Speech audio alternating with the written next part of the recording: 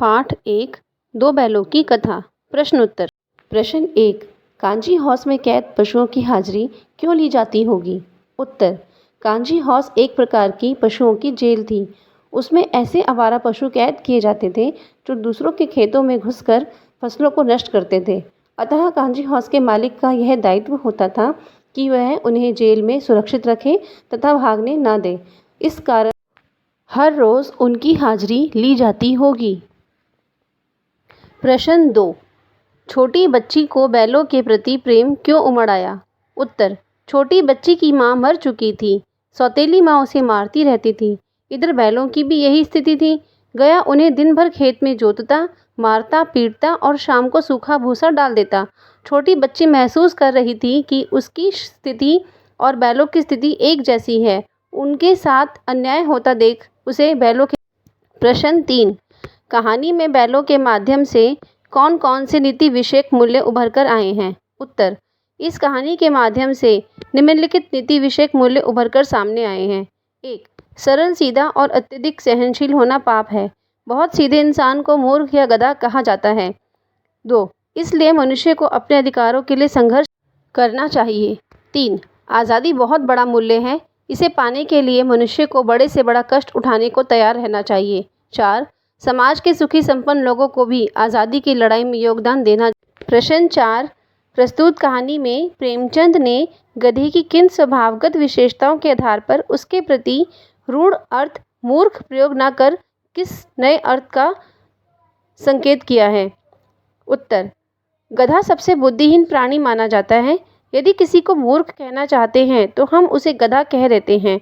गधा मूर्ख के अर्थ में रूढ़ हो गया है, परंतु लेखक ने इसे सही नहीं माना क्योंकि गधा अपने सीधेपन और सहनशीलता से किसी को हानि नहीं पहुंचाता। गाय, कुत्ता और बैल जैसे जानवर कभी कभी क्रोध कर देते हैं, पर गधा ऐसा नहीं करता। गुणों के विषय में वह ऋषि मुनियों से कम नहीं है। प्रश्न 5, किन घटनाओं से पता चलता है कि हीरा और मोती में गहरी दोस्ती थी? उत्तर, इस कहानी में अनेक घटनाएं ऐसी हैं जिनसे पता चलता है कि मोती और हीरा में गहरी दोस्ती थी। पहली घटना, दोनों एक साथ गाड़ी में जोते जाते थे तो यह कोशिश करते थे कि गाड़ी का अधिक भार दूसरे साथी के कंधे पर ना आकर उसके अपने कंधे पर आए। दूसरी घटना, गया ने हीरा के नाक पर डंडा मारा तो मोती से सहा ना गया। वह रस्सी, हल, जुआ, जोत सब लेकर भाग पड़ा। उससे हीरा का कष्ट देखा ना गया। तीसरी घटना, जब मटर के खेत में मटर खाकर दोनों मस्त हो रहे तो वे सींग मिलाकर एक दूसरे को ठेलने लगे। अचानक मोती को लगा कि हीरा क्रोध में आ गया है तो वह पीछे हट गया। उसने दोस्ती को दुश्मनी में बदलने से रोक लिया। चौथी घटना, जब उनके सामने विशालकाय सांड आ खड़ा हुआ तो उन्होंने योजना पूर्वक एक दूसरे का साथ देते हुए उसका मुकाबला किया। सांड एक पर चोट करता तो दूसरा उसके देह में अपने नुकीले सींग चुबा देता। आखिरकार सांड बेदम होकर गिर पड़ा। पांचवी घटना, मोती मटर के खेत में मटर खाते खाते पकड़ा गया। हीरा उसे अकेला विपत्ति में देखकर वापस आ गया। वह भी मोती के साथ पकड़ा गया। छठी घटना, कांजी हाउस में हीरा ने दीवार तोड़ डाली। उसे रस्सियों से बांध दिया गया। इस पर मोती ने उसका साथ दिया।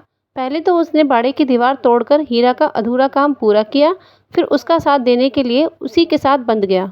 प्रश्न 6, लेकिन औरत जात पर सींग चलाना मना है, ये भूल जाते हो? हीरा के इस कथन के माध्यम से स्त्री के प्रति प्रेमचंद के दृष्टिकोण को स्पष्ट कीजिए। उत्तर, लेकिन औरत जात पर सींग चलाना मना है। हीरा के इस कथन के माध्यम से पता चलता है कि प्रेमचंद नारी जाति का अत्यधिक सम्मान करते थे। नारी विभिन्न रिश्ते बनाकर समाज में अपनी भूमिका का निर्वहन करती है। वे त्याग, दया, ममता, सहनशीलता का भाव जीता जागता उदाहरण है। विपरीत परिस्थितियों में यदि नारी में क्रोध जैसे भाव आ भी जाते हैं तो इससे उसकी गरिमा कम नहीं हो जाती और न उसके सम्मान में कमी आ जाती है। लेखक महिलाओं के प्रति अत्यधिक सम्मान रखता है। उसने यह भी कहना चाहा है कि जब पशु भी नारी जाति का सम्मान करते हैं तो मनुष्य को नारी जाति का सम्मान हर स्थिति में करना चाहिए। प्रश्न 7, किसान जीवन वाले समाज में पशु और मनुष्यों के आपसी संबंधों को कहानी में किस तरह व्यक्त किया गया है? उत्तर, किसान जीवन में पशुओं और मनुष्यों के आपसी संबंध बहुत गहरे तथा आत्मीय रहे हैं। किसान पशुओं को घर के सदस्य की भांति प्रेम करते रहे हैं और पशु अपने स्वामी के लिए जी जान देने को तैयार रहे हैं। झूरी हीरा और मोती को बच्चों की तरह स्नेह करता था। तभी तो उसने उनके सुंदर सुंदर नाम रखे हीरा मोती। वह उन्हें अपने आंखों से दूर नहीं करना चाहता था। जब हीरा मोती उसकी ससुराल से लौटकर वापस उसके थाने पर आ खड़े हुए तो उसका हृदय आनंद से भर गया। गांव भर के बच्चों ने भी बैलों की स्वामी भक्ति देखकर उनका अभिनंदन किया। इससे पता चलता है कि किसान अपने पशुओं से मानवीय व्यवहार। प्रश्न 8। इतना तो हो ही गया कि 9-10 प्राणियों की जान बच गई, वे सब तो आशीर्वाद देंगे। मोती के इस कथन के आलोक में उसकी विशेषताएं बताइए। इतना तो हो ही गया कि 9-10 प्राणियों की जान बच गई, वे सब तो आशीर्वाद देंगे। मोती के इस कथन से पता चलता है कि वह परोपकारी स्वभाव वाला प्राणी है। परोपकार की ऐसी भावना वह मन में ही नहीं रखता है, बल्कि इसे व्यवहारिक रूप में दर्शाता भी है।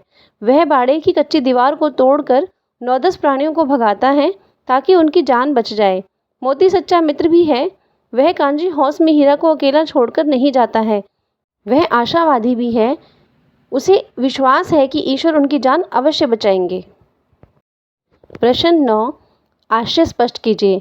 अवश्य ही उनमें कोई ऐसी गुप्त शक्ति थी जिससे जीवों में श्रेष्ठता का दावा करने वाला मनुष्य वंचित है। उत्तर। हीरा और मोती बिना कोई वचन कहे एक दूसरे के मन की बात समझ जाते थे। प्राय वे एक दूसरे से स्नेह की बातें सोचते थे।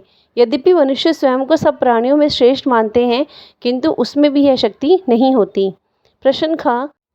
उस एक रोटी से उनकी भूख तो क्या शांत होती, पर दोनों के हृदय को मानो भोजन मिल गया। उत्तर। हीरा और मोती गया के घर बंधे हुए थे। गया ने उनके साथ अपमानपूर्ण व्यवहार किया था, इसलिए वे क्षुब्ध थे। परंतु तभी एक नन्ही लड़की ने आकर उन्हें एक रोटी ला दी। उस रोटी से उनका पेट तो नहीं भर सकता था, परंतु उसे खाकर उनका हृदय जरूर तृप्त हो गया। उन्होंने बालिका के प्रेम का अनुभव कर लिया और प्रसन्न हो उठे। प्रश्न 10। गया ने हीरा मोती को दोनों बार सूखा भूसा खाने के लिए दिया, क्योंकि क। गया पराये बैलों पर अधिक खर्च नहीं करना चाहता था। ख। गरीबी के कारण खली आदि खरीदना उसके बल की बात नहीं थी। ग। वह हीरा मोती के व्यवहार से बहुत दुखी था। घ। उसे खली आदि सामग्री की जानकारी न थी। सही उत्तर के आगे सही का निशान लगाइए। ग। वह हीरा मोती के व्यवहार से दुखी था। रचना और अभिव्यक्ति। प्रश्न 11। हीरा और मोती ने शोषण के खिलाफ आवाज़ उठाई, लेकिन उसके लिए प्रताड़ना भी सही। हीरा मोती की इस प्रतिक्रिया पर तर्क सहित अपने विचार प्रकट करें। उत्तर। हीरा और मोती शोषण के विरुद्ध हैं। वे हर शोषण के विरुद्ध आवाज़ उठाते रहे हैं। उन्होंने झूरी के साले गया का विरोध किया तो सूखी रोटियां खाई तथा डंडे खाए। फिर कांजी हौस में अन्याय का विरोध किया तो बंधन में पड़े, उन्होंने भूखे रहना पड़ा। प्रतिक्रिया। मेरा विचार है कि हीरा और मोती का यह कदम बिल्कुल ठीक था। यदि वे कोई प्रतिक्रिया न करते तो उनका खूब शोषण होता, उन्हें गिड़गिड़ा कर मारकर अपने मालिक की गुलामी करनी पड़ती। वे अपने दर्द को व्यक्त भी न कर पाते, परंतु अपना विद्रोह प्रकट करके उन्होंने मालिक को सावधान कर दिया कि उनका अधिक शोषण नहीं किया जा सकता। मार खाने के बदले उन्होंने मालिक के मन में भय तो उत्पन्न कर ही दिया। प्रश्न 12। क्या आपको लगता है कि यह कहानी आज़ादी की लड़ाई की ओर भी संकेत करती है? उत्तर। हाँ। हीरा मोती ने अपनी स्वतंत्रता से मुक्ति पाने के लिए जिस तरह से नाना प्रकार की कठिनाइयाँ सहीं और मृत्यु के करीब जाकर भी बच निकले, वे अंततः अपने घर वापस आ गए, इससे यही संकेत मिलता है। हीरा मोती गया के घर से पहली बार रस्सी उड़ाकर आ जाते हैं। वे दोबारा गया के घर जाते हैं तो उन्हें अपमानित और प्रताड़ित होना पड़ता है और भूखा भी रहना पड़ता है। वहाँ से भागने पर उन्हें सांड रूपी मुसीबत का सामना करना पड़ता है। अंत में कांजी हौस में बंद होना तथा कसाई के हाथों बिकना तथा इसके उपरांत भी बचकर झूरी के पास आ जाना आदि आज़ादी की लड़ाई की ओर संकेत करती है। भाषा अध्ययन। प्रश्न 13। बस इतना ही काफ़ी है, फिर मैं भी जोर लगाता हूँ। ही भी वाक्य में किसी बात पर जोर देने का काम कर रहे हैं। ऐसे शब्दों को निपात कहते हैं। कहानी में से 5 ऐसे वाक्य छांटिए जिनमें निपात का प्रयोग हुआ हो। उत्तर। ही। दोनों साथ उठते, साथ नाद में मुंह डालते और साथ ही बैठते थे। दूसरा, एक ही विजय ने उसे संसार की सभ्य जातियों में गण्य बना दिया। तीसरा, ज़्यादा से ज़्यादा मेरी ही गर्दन पर रहे। चौथा, यही उनका आधार था। पांचवा, कभी कभी उसे भी क्रोध आ ही जाता है। पहला, ही कभी कभी उसे भी क्रोध आ ही जाता है। दूसरा, उसके चेहरे पर असंतोष की छाया भी ना दिखाई देती। तीसरा, गधे का एक छोटा भाई और भी है। चौथा, एक मुंह हटाता तो दूसरा भी हटा लेता था। पांचवा, कभी कभी अड़ियल बैल भी देखने में आता है। प्रश्न 14, रचना के आधार पर वाक्य भेद बताइए तथा उपवाक्य छांट कर उसके भी भेद लिखिए। क, दीवार का गिरना था कि अधमरे से पड़े हुए सभी जानवर चेत उठे। उत्तर, वाक्य भेद मिश्र वाक्य, उपवाक्य अधमरे से पड़े हुए सभी जानवर चेत उठे, भेद संज्ञा उपवाक्य।